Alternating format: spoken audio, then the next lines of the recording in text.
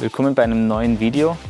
Wir werden euch mitnehmen zu uns ins Training und euch teilhaben lassen, wie wir unterschiedliche Dinge bearbeiten.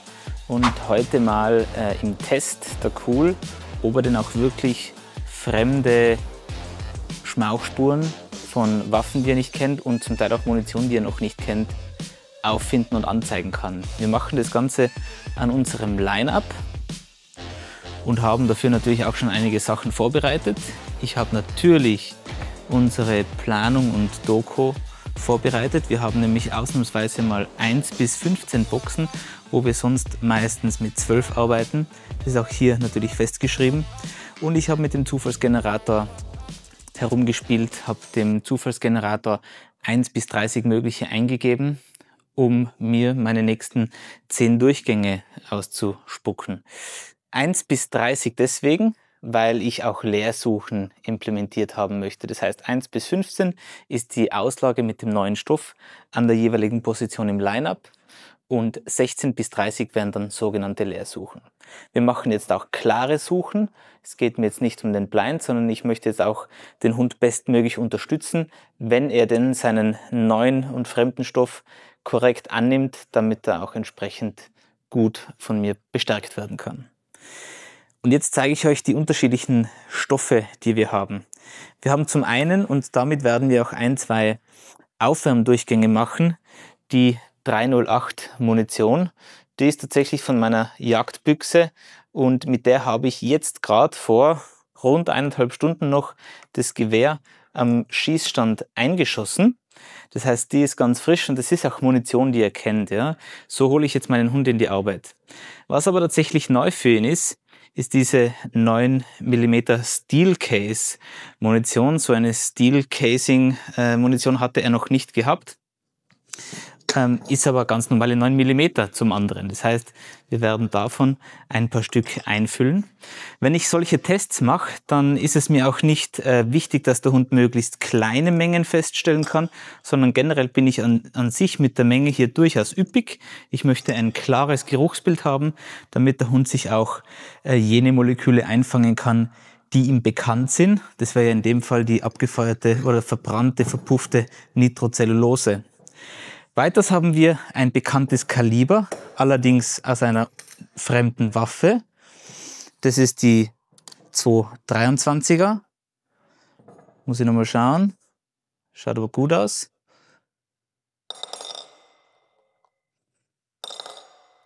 Auch die ist, so wie das Steelcase, aus der Schweiz mitgebracht worden. Und im Übrigen alle anderen abgefeuerten Hülsen sind auch aus der Schweiz von einem Schießplatz. Das ist eine AK-Munition, 762. Ja. Auch die ist in einer Vermantelung, die wir haben, nicht ähnlich schaut. Andere Farbe. Und zu guter Letzt ein Kaliber, das wir noch nicht hatten, das ich noch nicht kenne. Das ist eine, muss ich noch mal schauen, dass ich es nicht falsch sage, 722er, 277er, Verzeihung, eine 277er Sig Fury. Ja, durchaus mit Wumms.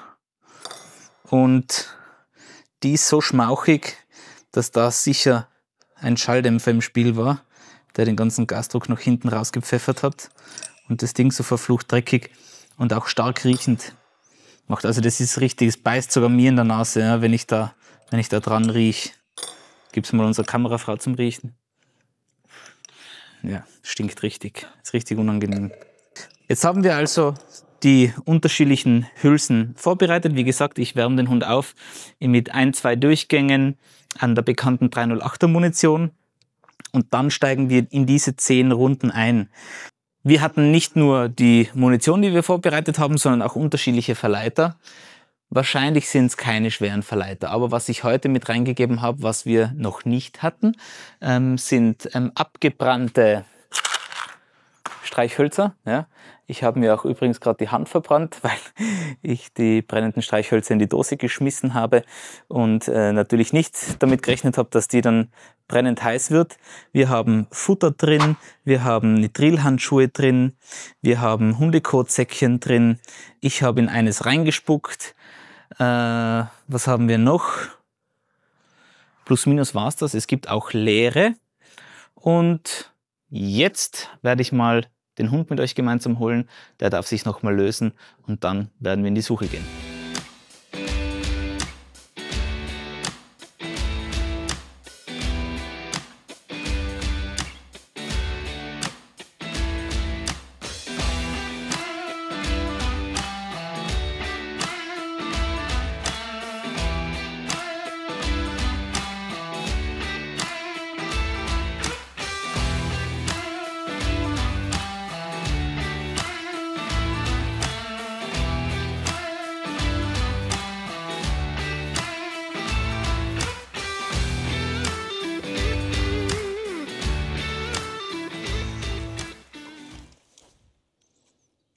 Dabei stelle ich quasi den Hund noch einmal mit dem Anzeigeverhalten Move, Stop, Feed, Sitzen, Starren auf die Übung ein. Das ist an sich nicht notwendig, aber das ist quasi eines unserer kleinen Rituale. Setzen. Zeig.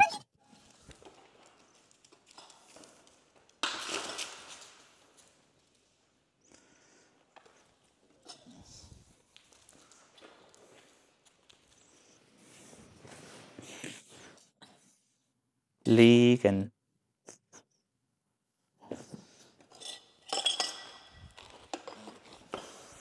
Komm. Setzen. Zeig.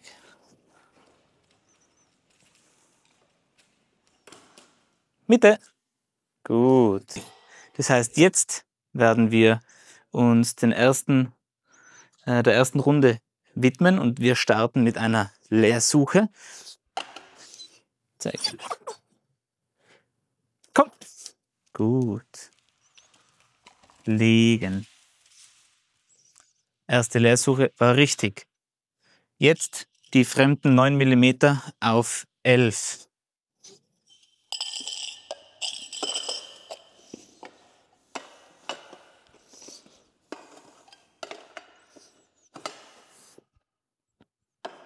Stoff auf 11. Setzen.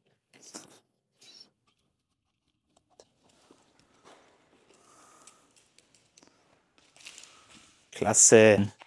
Die 11 haben wir gefunden. Nehmen wir raus. Als nächstes ist die 223er dran.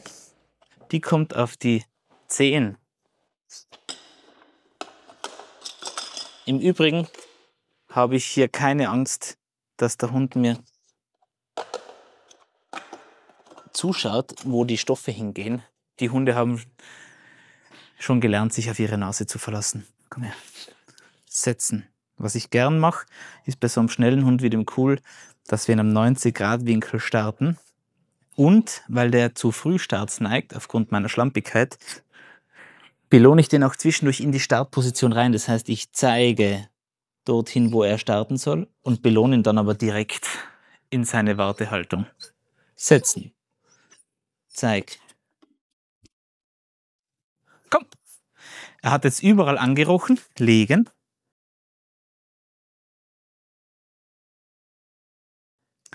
Hat aber nicht ausgelöst. Das heißt, jetzt starten wir mit unserem Algorithmus. Die 10 wird neu platziert und ich gehe direkt auf die 5.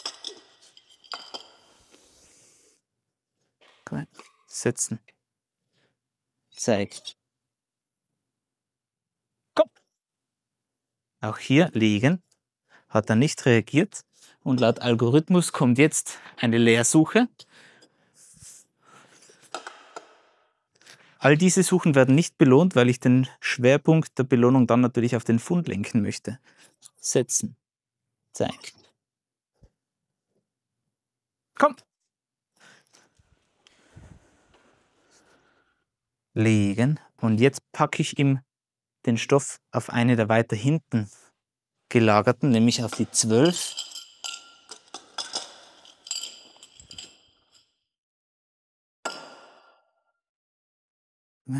Setzen. Genau, da waren Münzen drin als Verleiter, weil manchmal, wenn die Hunde ankommen und die Hülsen in der Metalldose klingen hören, sie dadurch schon in die Anzeige gefallen sind. Deswegen haben wir auch angefangen, Münzen und andere Schrauben, Metallgegenstände als Verleiter zu nehmen. Nicht wegen dem Geruch, sondern eher wegen der Akustik. So, Stoff ist auf 12. Schauen wir uns an, ob der Algorithmus greift. Zeig. Guter Bub. Und das möchte ich jetzt noch einmal wiederholt sehen. Setzen. Zeig. Cut. Jawohl. Hier geht es mir wirklich darum, den Hund im Geruchsbild zu bestärken. Deswegen werde ich eher den Fokus aufs Finden lenken beim Timing der Belohnung und weniger die schön saubere Anzeige abwarten. Legen. Jetzt kommen wir zur AK-Munition. Auf die 11 wieder. So wollte es der Zufallsgenerator. Komm her. Setzen. Zeig. Komm. Legen. Auch da hat er jetzt sehr schnell und ein bisschen zu schlampig drüber gesucht. Wir gehen erneut in den Algorithmus rein und platzieren es ihm noch weiter hinten. In dem Fall auf die 14. Setzen. Zeig.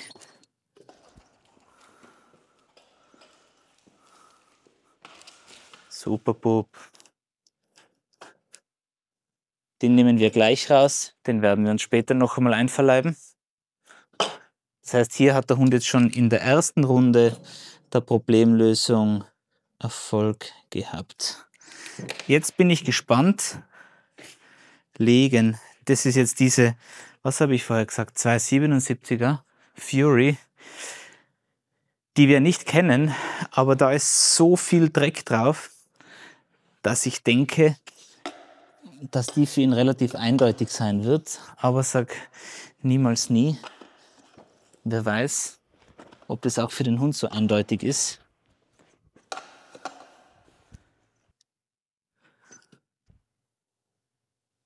Komm her. Setzen.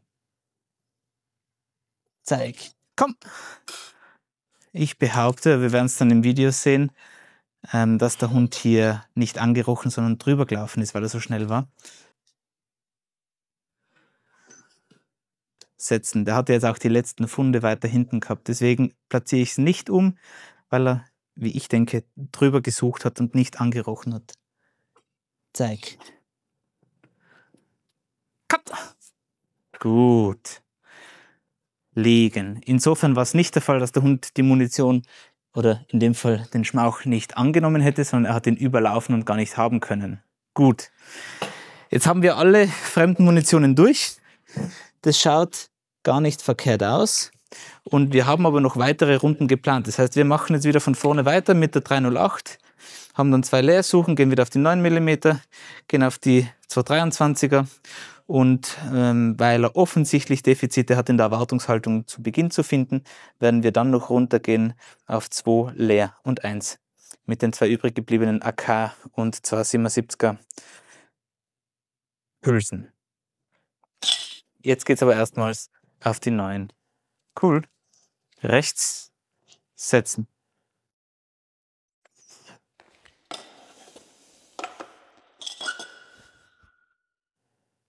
Setzen. Zeig. Komm. Auch hier hat er aus meiner Sicht schlampig drüber gesucht. Setzen. Deswegen lasse ich den Stoff jetzt noch einmal dort, wo er ist. Und unter Umständen behindere ich den Hund in seinem Laufschema. Das heißt, ich bleibe jetzt mal wieder beim Ausgangspunkt stehen. Zeig. Anzeige. Mitte. Liegen. Zeig. Komm. Gut. Liegen. Und jetzt schauen wir, dass der Hund wieder ein bisschen sauberer wird. 2 Leersuchen. Zeig.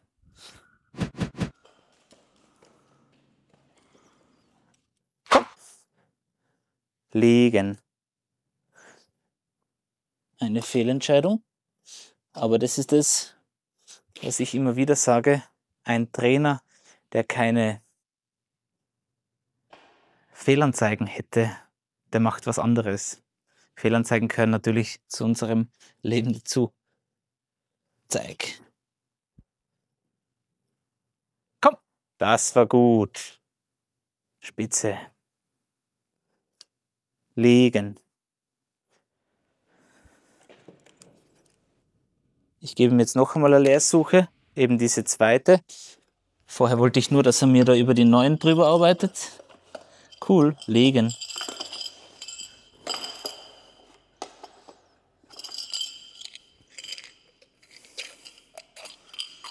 Und das war die 9 mit den vorher erwähnten Münzen. Und wahrscheinlich ist er dann nur durch die Akustik in eine Fehlentscheidung gegangen. Und da sieht man wieder mal, wie sehr wir Acht geben müssen, wie der Kontext ist, in dem unser Hund lernt. Setzen. Zeig. Komm. Super, Bub. Legen. Wir gehen weiter. Noch einmal die 9 mm. Aber jetzt immer lustig, jetzt kreuzen wir ein bisschen quer, damit wir nicht so ein Muster entstehen lassen. Wir gehen jetzt direkt auf die AK-Munition. Und zwar auf die 8.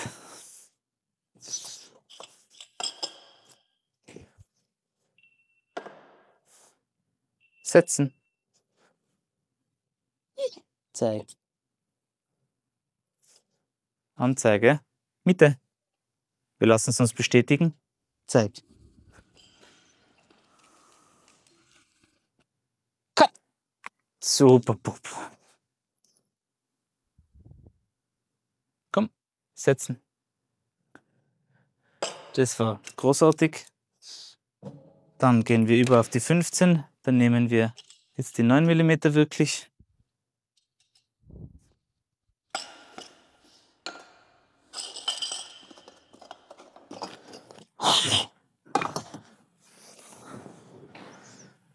Komm her, setzen. Zeig. Anzeige bei 15. Mitte. Legen. Kommt dafür jetzt nichts. Ja, wir bleiben einmal in der variablen Verstärkung drin. Aber auch die mit Stahlmantel sind für ihn neu. Jetzt Stoff auf 2 mit der 223er aus der Schweiz.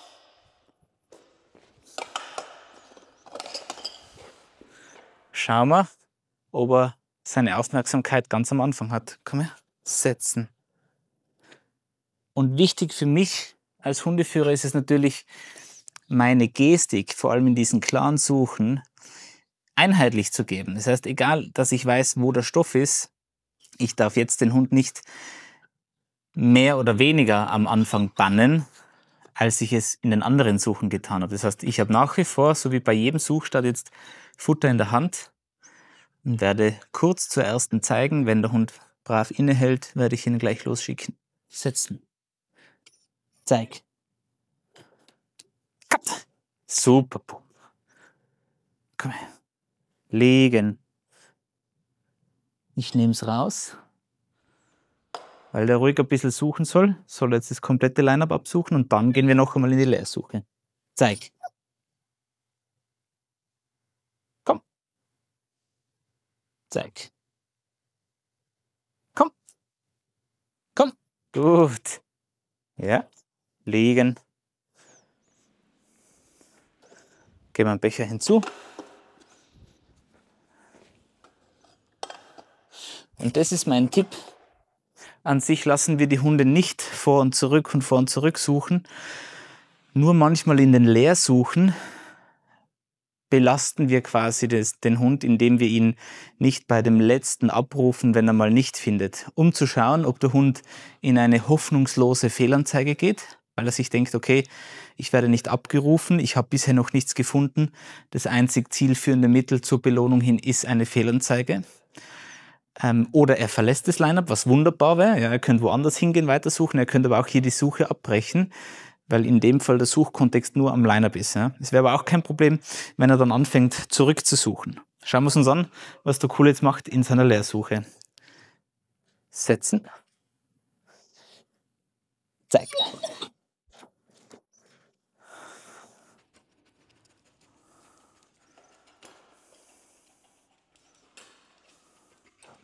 Komm.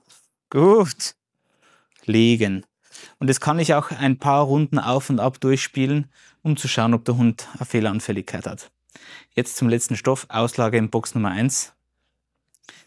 In diesem Fall werde ich jetzt den Hund ganz bewusst mit ein bisschen Futter wegbelohnen, damit er nicht sieht, dass ich an der ersten Box manipuliere. Und das kann ich theoretisch in jedem Durchgang machen. Muss ich aber nicht. Komm. Setzen.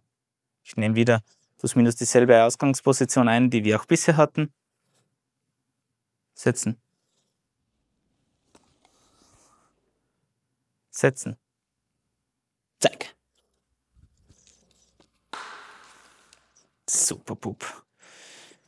Das war's jetzt in unserem... Cool, komm her. Komm, komm, komm. Liegen. Das war's also von unserem heutigen Trainingseinblick. Wir bemühen uns, Chris und ich, euch jetzt regelmäßiger mit Einblicken ins Training abzuliefern für euch, um euch unseren Trainingsalltag zu zeigen, nämlich so wie er ist, mit allen Ecken und Kanten, mit allen Fehlern, die halt im Spürhundealltag vorkommen können. Unkaschiert. Ich hoffe, euch macht Spaß. Wenn ihr Fragen habt, schreibt es in die Kommentare. Abonniert auf jeden Fall auch unseren Kanal. Würde uns sehr freuen. Werden wir mehr Content machen, wenn wir sehen, dass es gut ankommt. Und bis dahin, viel Spaß beim Training. Ihr wisst, Training hilft, also bleibt dran.